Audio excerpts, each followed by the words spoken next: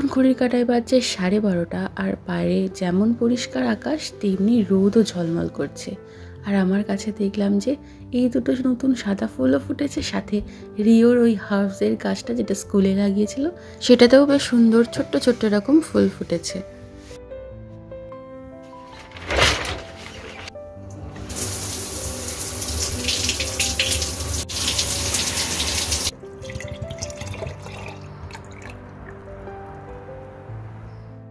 স্নান পুজো সব সারা হয়ে গেছে আর ডিটক্স ওয়াটারটা এক গ্লাস শেষ হয়ে গেছে, আবার পরের গ্লাসটা ভিজিয়ে দিলাম, স্কুল থেকে ফিরে এসে খাবো।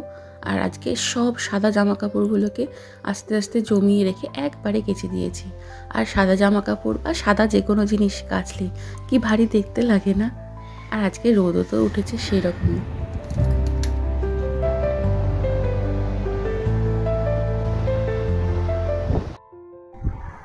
আর এত সুন্দর পাখি ডাকছে না, বিভিন্ন ধরনের পাখির আওয়াজ, ওই যে শুনতে পাচ্ছ?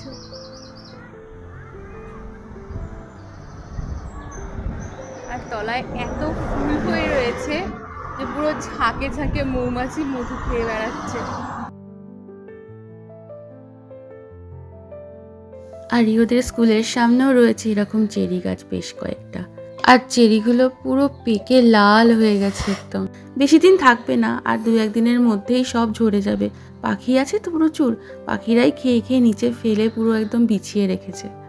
এই পাকাগুলো গাছ থেকে পেড়ে গেলে খুব মিষ্টি,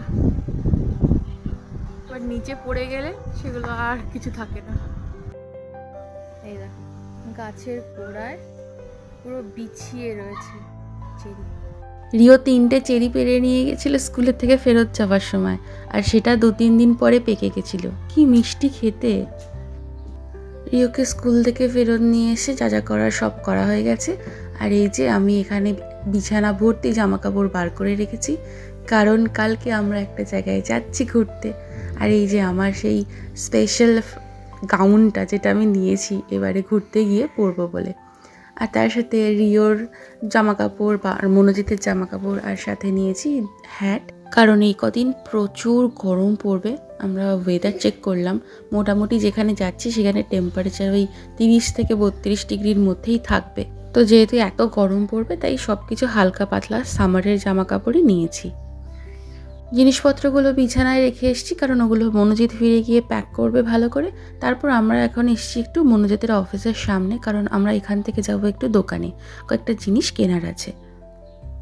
কি এত গোপনে কথাবার্তা হচ্ছে?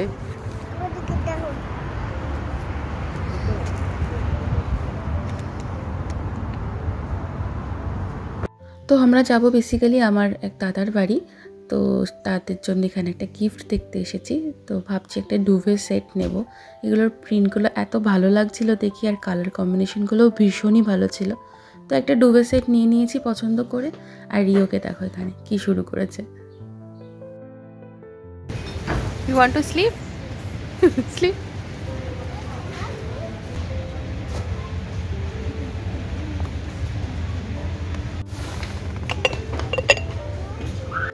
তো যে দোকানে কিনতে গেছিলাম ওখানে হোম কালেকশন ভীষণই সুন্দর এসেছে দেখলাম।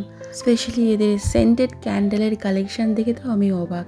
যেমনি সুন্দর দেখতে আর তেমনি কিউট, আর গন্ধও ভীষণ সুন্দর। কাউকে গিফট করার জন্য ভীষণই ভালো একটা জিনিস। আর তার সাথে দেখলাম এই সুন্দর পাখির শেপের সল্ট অ্যান্ড পেপার এই সেটটা অসাধারণ লাগছিল কালার কম্বিনেশনটা। শপিং ডান।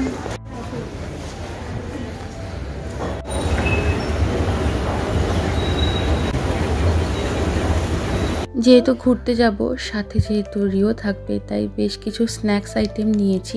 ওখান থেকে আমরা চলে গেছিলাম অলডি, ওখান থেকেই বেশ কিছু জিনিস নিয়ে নিয়েছি, বাদাম, লেবু, চিপস, বিস্কিট, এইসব টুকিটাকি স্ন্যাক্সের জিনিসপত্র।